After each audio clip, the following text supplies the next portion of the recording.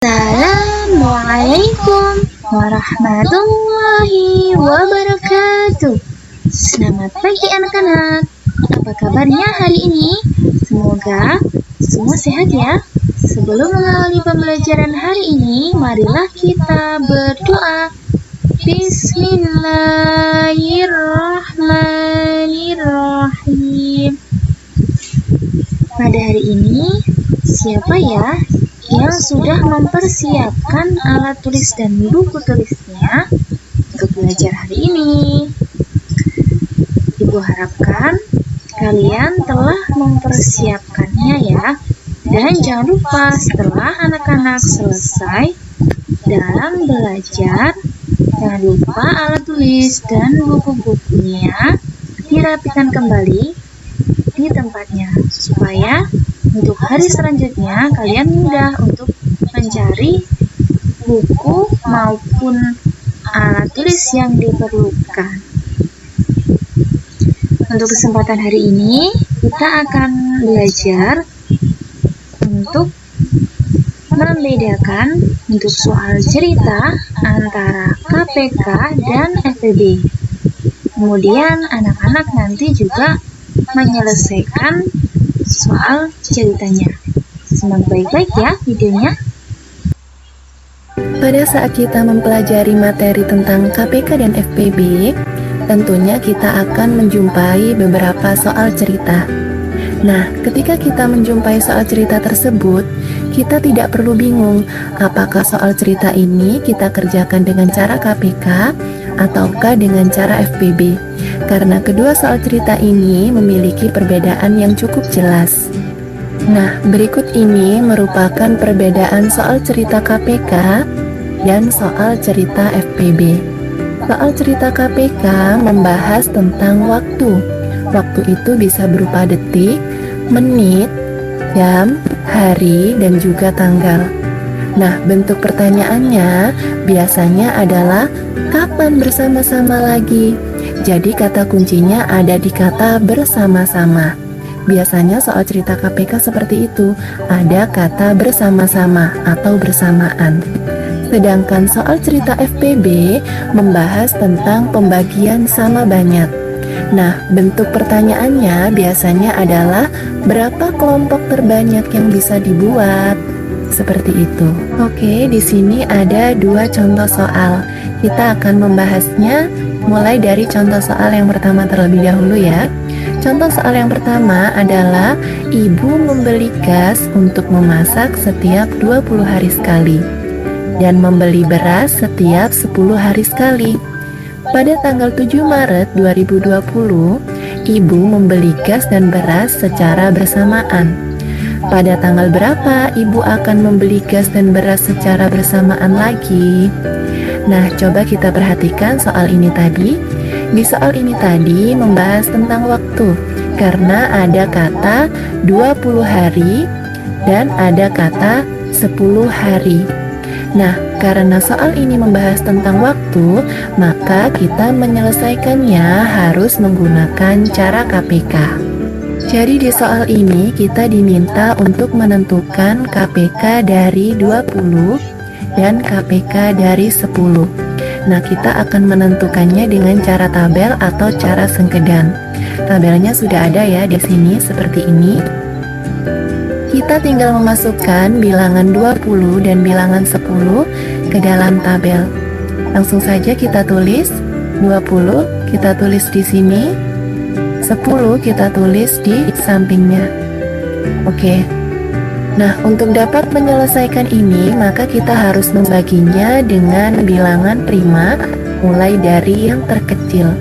Sampai nanti di bawah sini kita menemukan bilangan 1. Langsung saja kita bagi dengan bilangan prima yang terkecil, yakni 2. 2 kita tulis di sini. Oke, 20 dibagi 2 sama dengan 10. Sekarang yang ini 10 dibagi 2 sama dengan 5. Nah, karena salah satu dari bilangan ini masih bisa dibagi 2, maka kita harus membaginya dengan 2 lagi. Kita bagi 2 lagi ya. 10 dibagi 2 sama dengan 5.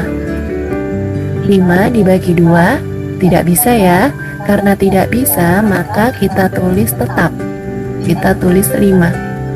Nah, karena kedua bilangan ini sudah tidak bisa dibagi dengan 2, maka kita membaginya dengan bilangan prima yang berikutnya, yaitu 3. Apakah bisa 5 dibagi 3? Tidak bisa kan? Karena tidak bisa, maka kita harus membaginya dengan bilangan prima yang berikutnya, yaitu 5. Oke, kita bagi ya dengan bilangan 5. Oke, 5 dibagi 5 sama dengan 1. Yang ini juga sama, 5 dibagi 5 sama dengan 1. Nah, kita sudah menemukan bilangan 1 kan di sini. Maka kita sudah bisa menentukan KPK dari 20 dan 10. Bagaimana caranya? Caranya adalah kita perhatikan ya di sini nih. Bilangan prima yang ada di sini adalah KPK dari 20 dan 10. Jadi kita tulis ya di sini KPK dari 10 dan 20 adalah, kita kalikan bilangan primanya ini. 2 dikali 2 dikali 5. Oke, berapakah hasilnya? 2 dikali 2 sama dengan 4. 4 dikali 5 sama dengan 20. Maka KPK-nya adalah 20 atau 20 hari. Karena di soal tadi satuannya adalah hari. Nah, di soal ini tadi pertanyaannya adalah, pada tanggal berapa ibu akan membeli gas dan beras secara bersamaan lagi? Di awal tadi ibu membeli beras dan gas secara bersamaan pada tanggal 7 Maret 2020. 7 Maret 2020 kita tulis dulu ya. 7 Maret 2020. Nah, yang ditanyakan tadi adalah, pada tanggal berapa ibu akan membeli gas dan beras secara bersamaan lagi? Maka tanggal 7 Maret 2020 ini kita tambahkan dengan KPK-nya tadi, 20 hari. Nah, tanggal 7 ditambah 20 hari. Tanggal berapa berarti? Berarti sama dengan tanggal 27 Maret 2020. Nah, dengan begitu, ibu akan membeli gas dan beras secara bersamaan lagi pada tanggal 27 Maret 2020. Oke, selanjutnya kita akan membahas contoh soal yang kedua. Siswa kelas 4 terdiri atas 12 siswa laki-laki dan 18 siswa perempuan. Siswa di kelas tersebut akan dibagi dalam beberapa kelompok yang terdiri atas siswa laki-laki dan siswa perempuan yang sama banyak. Berapa kelompok paling banyak yang dapat dibentuk? Nah, coba kita perhatikan soal ini. Di soal ini kita membahas tentang pembagian yang sama banyak.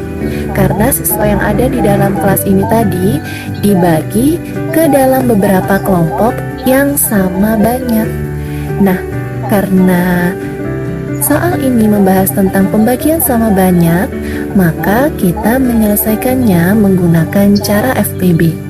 Dari soal ini kita diminta untuk menentukan FPB dari 12 dan 18. Nah, kita akan menentukannya dengan cara tabel atau cara sengkedan. Tabelnya sudah ada, kita tinggal memasukkan bilangan 12 dan 18 ke dalam tabel. Oke, bilangan 12 kita tulis, 18 juga kita tulis. Nah, kita harus membaginya dengan bilangan prima mulai dari yang terkecil. Sampai nanti di bawah sini kita menemukan bilangan 1. Nah, untuk dapat menentukan FPB, ingat, jika bilangan bisa habis dibagi oleh bilangan prima, maka bilangan primanya harus kita lingkari. Ini ya yang perlu kita ingat. Oke, langsung saja kita bagi kedua bilangan ini dengan bilangan prima yang terkecil, yaitu 2. 12 dibagi 2 sama dengan 6. 18 dibagi 2 sama dengan 9. Nah, karena kedua bilangan ini tadi bisa dibagi dengan 2, maka duanya kita lingkari. Oke, kita lanjut lagi. Karena salah satu bilangan masih bisa dibagi 2, maka kita bagi 2 lagi ya. Kita bagi 2. 6 dibagi 2 sama dengan 3.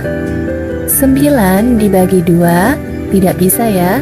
Karena tidak bisa, maka kita tulis tetap 9. Nah, 2 yang ini tidak perlu kita lingkari karena 9 tidak bisa dibagi dengan 2. Oke, lanjut lagi. Apakah bilangan yang ini bisa dibagi dengan 2? Tidak ya. Karena tidak, maka kita harus membaginya dengan bilangan prima yang berikutnya. Bilangan prima setelah 2 adalah 3. Kita membaginya dengan bilangan 3. Oke, 3 dibagi 3 sama dengan 1. 9 dibagi 3 sama dengan 3. Nah, karena kedua bilangan ini tadi bisa dibagi 3, maka 3-nya kita lingkari. Oke, lanjut lagi ya. Masih bisa dibagi ya.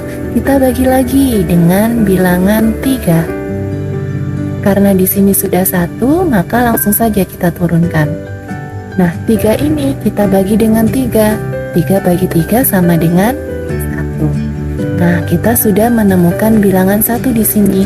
Maka kita sudah bisa menentukan FPB dari 12 dan 18. Bilangan yang kita lingkari ini tadi merupakan FPB dari 12 dan 18. Jadi kita tulis ya, FPB. Nah, tulisannya jelek. Saya hapus dulu. Oke, kita tulis ya, FPB dari 12 dan 18 adalah 2 dikali 3. 2 dikali 3 sama dengan 6. Sehingga kelompok paling banyak yang dapat dibentuk sebanyak 6 kelompok. Terkadang di soal kita juga diminta untuk menentukan banyak masing-masing siswa laki-laki dan perempuan di setiap kelompok. Cara menentukannya sangat mudah. Kita tinggal membagi jumlah siswa yang ada di kelas tadi dengan FPB yang sudah kita temukan. Misalnya, kita ingin menentukan jumlah siswa laki-laki ya, maka kita tulis laki-laki kita singkat menjadi L ya. Nah, jumlah siswa laki-laki di kelas ada 12. Maka 12 ini kita bagi dengan FPB yang sudah kita temukan, yaitu 6. Nah, 12 kita bagi 6.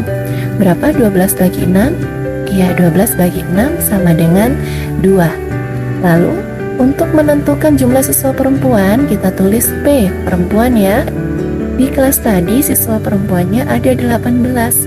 Maka 18 ini kita bagi dengan FPB yang sudah kita temukan, yaitu 6. 18 dibagi 6 sama dengan 3. Nah, dengan begitu, di setiap kelompok terdapat 2 siswa laki-laki dan 3 siswa perempuan. Seperti itu. Anak-anak, setelah kalian mempelajari materi hari ini, kalian mengerjakan tugas ya. Tugas ini kalian kerjakan di buku tulis matematika, kemudian jangan lupa diberi nama, tanggal, dan kelas. Selanjutnya, dalam mengerjakan soal ini, kalian juga harus menyertakan langkah-langkah pengerjaannya.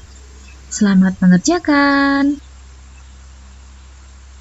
Sekian dari Bu Rahma, sampai jumpa lagi anak-anak. Wassalamualaikum warahmatullahi wabarakatuh.